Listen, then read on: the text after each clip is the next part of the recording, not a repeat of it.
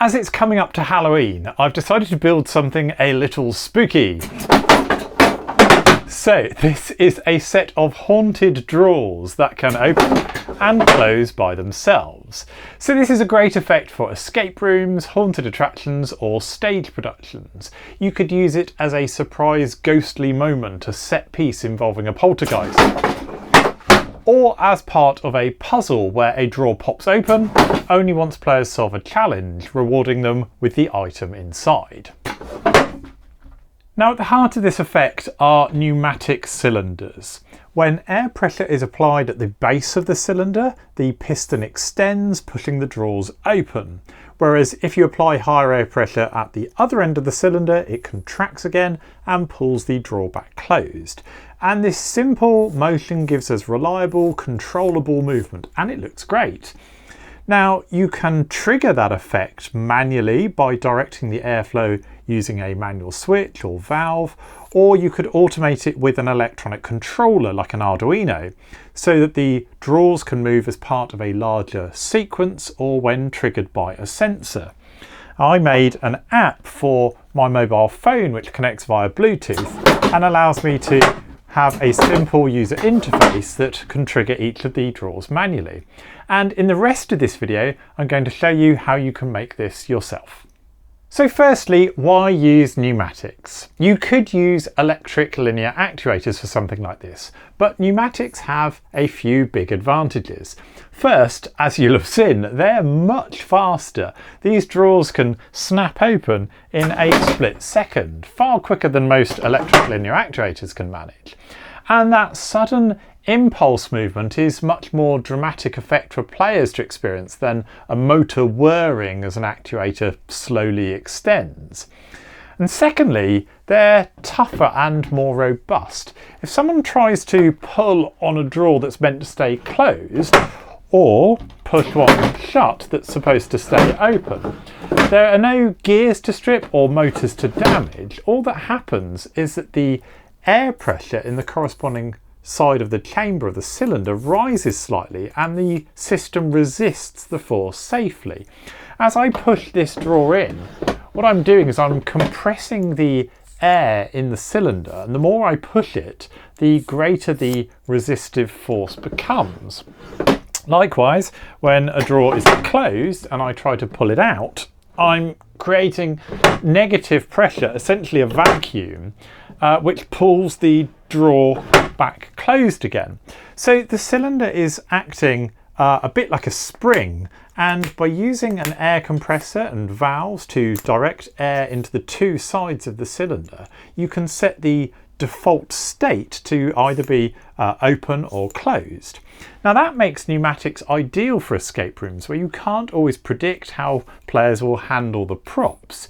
You could even use pneumatic reveals as an alternative to maglocks to secure a panel or door until the point at when it's meant to be open, in which case you can activate it remotely. And you can then open and close that panel again automatically, enabling an automatic reset. Now, to build your spooky drawers, you will need a small chest or cabinet, a pneumatic cylinder for each moving drawer, a small compressor or air tank, air tubing and connectors, and your chosen component to trigger the valves, either manually using a lever or electronically using a solenoid valve. Most of these parts are inexpensive and widely available. The main requirement to be aware of is that your cylinders should have enough stroke length to open each drawer fully, but not push them so far that they fly out and land on the floor. So I'm using 200mm stroke cylinders here, and you need to check that your compressor has a large enough air tank that it's able to power those cylinders and has a relatively quiet motor for when it needs to refill the tank. Now, I should mention you can situate the compressor quite far away from the prop. Air tubing is cheap, and air pressure doesn't drop over distance in a tube the same way that electrical voltage does if you were to wire an electronic component. Now, to explain how this is assembled, it's easiest if I take the top cover of the drawers off like that, and then you can see what's happening inside. Now obviously in a regular set of drawers, what you'd expect is the drawers to be pushed right back against the back panel here. And if you wanted this to be a self-contained prop, you'd have to make a modification so that there's enough cavity space at the back here to be able to install the pneumatic cylinder behind the drawer. Now generally the way you do that is to create a false back of the drawer here, so there's actually only half depth, and then you'll be able to insert the cylinder behind it. Alternatively, and what I've done here, is you can actually mount the pneumatics on the outside of the cabinet exterior, and then they simply push through the back panel like this. Now this is fine if you're going to place this as an item of furniture that's pushed back against a wall anyway, or if there is some other prop behind it, you can use that to hide all of the electronics and the pneumatics as well behind a fake wall, for example. As you saw in the video, you do get quite a lot of force when these drawers are ejected anyway, so you will almost certainly want to have this bolted down to the floor anyway. And if you just push it up against a fake wall, that's the easiest way to hide all of the mechanics that make it work. Now, it's important when you mount these cylinders, whether you choose to mount them internally or externally, you need to make sure that they're nice and straight and aligned with the direction of the drawer. It's important that you don't have any shearing forces pushing them side by side. Now I've attached them into the drawers using these kind of screw nuts here. So there's a threaded rod at the end of the cylinder that I've just threaded into there, and then there's a nut securing at the end there, and that creates a good connection for this pneumatic cylinder here just to push this drawer open and closed. And obviously I've repeated that for each of the 3 drawers. Then what you do is you connect the tubing to each cylinder. Those ports at the base and at the top here, I've got connected to solenoid valves here. And those solenoid valves are sort of very similar to an electric relay, essentially. They're powered at 12 volts, and they will direct air that is coming in from a supply port to either one of the 2 ports here, depending on whether they are activated or not. So it's a lot like a relay switching between a normally open and a normally closed position. Here we've got air that is being directed to one of 2 outputs, and depending on which one it's sent to, that is going to either cause the corresponding cylinder to expand or contract. I'm using 4 solenoid valves here in a manifold. A manifold essentially lets them share an air supply. This is a lot like a 4-channel relay, but for pneumatics. I'm only using 3 of the channels because I've only got 3 cylinders. So the 4th one I have just placed these plugs into. You need to make sure that rather than just leaving them disconnected, you do need to actively plug these holes up. Otherwise air is going to be escaping from your system. Now I am switching each of these 4 solenoids using this here. This is a Kinkoni controller. It's essentially an ESP32 with some built-in relays as well. They're designed for kind of home automation systems like that, but they're actually a really nicely packaged industrial kind of ESP32, which are great to use. So each of the relay outputs on this side, that's what's controlling the 12-volt power supply to these solenoid valves here, and that is what is directing the airflow for each of the 3 cylinders, either into the top port or the bottom port that's making them expand or contract. And then you can have code that's running on the ESP32 here that activates those relays via a GPIO pin to time the drawers to music, to link them to sensors, or to have them react to a puzzle being solved. So an MQTT message sent by your escape room controller, for example, which would cause a drawer to pop open. But I am controlling those outputs using a Bluetooth app that I wrote using MIT App Inventor. And if you've not used App Inventor before, it looks like this. So it is a browser-based development tool made by MIT, the Massachusetts Institute of Technology. It's completely free, and it gives you this lovely graphical interface for creating an app that runs on a phone or tablet. You can drag different components in from this palette here, so you can have buttons and images, list boxes, you can have live video feeds, and then you can attach behaviours to those elements using a graphical interface that looks like this. Now, MIT also made Scratch, which is a coding language used in a lot of schools. And if you've ever used Scratch before, this will look very familiar to you. Again, you can drag in from the left-hand side here different conditions and tests and different programming elements. You drag them into here and you can drop values into these boxes to attach behaviour to the components that you defined in the graphics here. So I'm using Bluetooth and I've got the ability to scan for Bluetooth devices, to connect to one, to disconnect and to close the app. And then I've got these 3 buttons here which send Bluetooth messages. So that's what it looks like on the UI. And then if I just show you the blocks that are related to those. So I enable Bluetooth, or if it's not enabled, I enter a little message to one of the text box values. I attempt to connect to the chosen device that was selected in the list view, and when Bluetooth data is received from it, then I set that data into a global value called data received. And down here I've got the ability to disconnect and exit the app as well, and I've got some basic error handling here. But the behaviour for my drawers, once the Bluetooth client has been connected and set up, are in these 3 blocks here, which very simply say when the top button is clicked, I send the message over Bluetooth, which is just the value 0 and then a line break, or I send the value 1, or I send the value 2.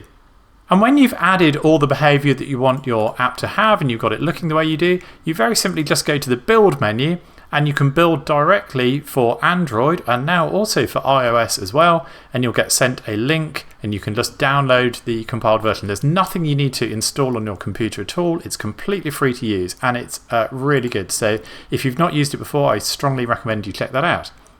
So here's the other half of the code for the controller I'm using, which is the program that's running on the ESP32. So I'll just step through it for you. Now, as I mentioned, I'm using a Conconi controller, which are based on an ESP32, but they have a number of different models available. Some have GPRS, some have GPS modems, some have different numbers of relays attached. But one of the things they have in common is that the digital inputs and outputs are generally not directly using the GPIO pins of the ESP32. Instead, they use GPIO expanders based on the PCF8574 chip. So the first thing I'm doing is to include this library here to let me address the digital outputs. Those are going to be the relays which will switch the solenoids on and off. If you're using just a vanilla ESP32, or if you're using a different controller entirely, like a Teensy or an Arduino, and you're using the GPIO pin outputs directly to trigger relays, then you won't need to include that library. But it's useful to be aware of these chips. They're a very useful way of expanding the inputs and outputs you have in any ESP or Arduino project. Here I've got a couple of different definitions. We use the I2C interface to address the port expander, and these are the pins that they're attached to. And these are the I2C addresses. There's one PCF8574 chip which is used for digital inputs, so that provides 8 inputs on this board, and there's another one used for outputs. We're not actually using the inputs at all here, but I've left the address in there because if you wanted to trigger these relays from a button instead, or if you had some other sensor input that was read on a GPIO pin, this is how you'd need to access them. We create some objects which are going to address those expanders, and we create a command buffer here. So this is going to store any incoming commands that tell us how to open or close the solenoids to make those drawers move. Now, in the simple example code I showed you that I'm running on the phone at the moment, it sends a single byte, just 0, 1, 2 or 3, to say which drawer to open. But suppose you wanted to be able to program a whole sequence of open and closing drawers, you might need to send a whole packet of data with those commands. So this is going to store up to 64 commands. As it happens, I'm actually only using one at the moment, but I've kept that option in there available if you needed to expand the functionality. And ESP32 has built-in Bluetooth available, so you simply use the library that is part of the Arduino ESP platform and create an object based on that interface there. We go into Setup, which runs when the program first boots up. We'll just do a little bit of debugging. We'll output the file and the date. We'll begin the I2 interface, and we will also connect to the output port expander here. We'll start the Bluetooth serial interface as well. And then we get onto the loop function, which simply runs over and over. And what we do in our loop function, we check whether any information has been received over the Bluetooth serial connection. If it has, we'll just output a little serial monitor statement. We'll get that input and then we'll process the appropriate action based on the response. So if I show you those two functions, first of all, this get input here. So this is actually significantly more detailed than it really needs to be, because it has this ability to read multiple inputs and store them in this buffer. It will read them until a new line or a carriage return character has been received, or for a certain amount of time until a second has elapsed since the last message was received. It will add it to the buffer until the buffer is full, and when it has done so, it will terminate the command buffer with an ending character like that. So this is basically quite a lot of additional processing for the actual example I'm using here, but it does add some more future-proof capability. And it also has the option to receive inputs from different sorts of serial interfaces as well. So it doesn't have to be a Bluetooth serial interface here. You could use a standard serial UART interface. This could be an RS485 interface instead, or any other way you want to send the commands to the controller. You could process them through this same function here and just pass in a parameter to the appropriate stream on which the data has arrived. And then we process the input. So we look through that command buffer that we've just populated and we'll take an action based on it. And the processing is really simple. We've just got three possible values that the command buffer could have in it, 0, 1, 2. And what we do is we toggle the output of the port expander, and we toggle this channel, so the first three channels, index 0, 1, and 2. And we simply toggle them. So this is equivalent of if the previous value was a digital write high, we will do a digital write low instead, and vice versa. That's what's going to activate the relays, which in turn will activate the solenoids and direct air to make the cylinders expand or contract. And here is a diagram showing how I've got the components wired together. I'm not sure if there is a standardized way of illustrating pneumatic circuits in the same way that electronic components exist, but if there is one, I'm afraid I don't know what it is, so I've drawn a picture instead. So you see I've got the compressor, which is feeding first of all into a regulator just to step down the pressure so that it's not so high that it kind of blows the drawers up. That then goes through a splitter into the input port of the three solenoid valves. So I'm using 5-port two-way solenoid valves. The port which is marked P, that's the air supply input, which is what you connect into your compressor. We then have two outputs, A and B. That's what's wired to the two ends of the cylinder. And we also have two exhaust ports, R and S. Now, in this diagram, I've left them open. That's going to allow the air to escape from the other side of the cylinder when we want it to expand and contract. If you find that it makes too much noise, you can add mufflers into those ports, and you can also add adjustable valves to control the rate at which air is allowed to escape, and that will change the behavior of the movement open and closed. So that's something you can try to tweak to get the exact kind of look and feel, as it were, of the movement that you want to have. The solenoid valves are wired with a positive 12 volt and a ground line to the relay outputs of the Conconi, and that is what is going to switch them open or closed based on the code which I just showed you. So that just about brings me to the end of this video about making a haunted set of drawers that open and close by themselves using pneumatic cylinders.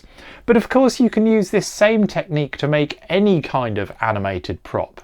I think it works really well for haunted items, especially if you combine it with some fog, some lighting and some sound effects. Now, as always, I will be uploading some resources that accompany this project over to my Patreon account. So that's the code that's running on the ESP32, the wiring and pneumatic diagrams for the setup I'm using, as well as the mobile phone app I made. So if you'd like to download any of those, and in doing so help me make more tutorials like this in the future, do please head on over there and check it out.